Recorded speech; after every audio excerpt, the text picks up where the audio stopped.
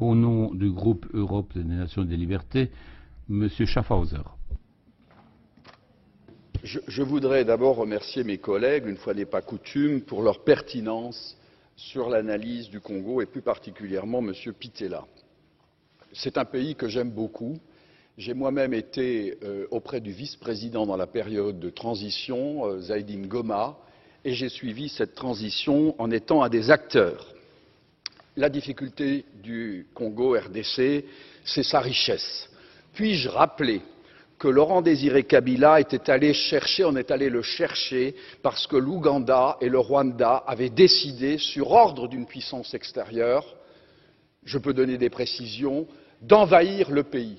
Puis-je rappeler que pendant que Laurent-Désiré Kabila envahissait le pays, un certain nombre de sociétés signaient des contrats. C'étaient des sociétés américaines.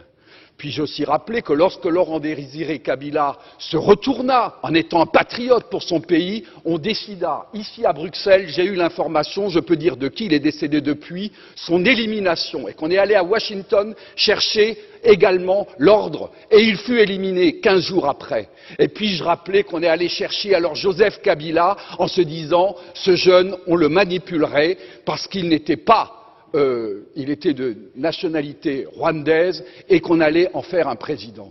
Tout ceci est de la manipulation.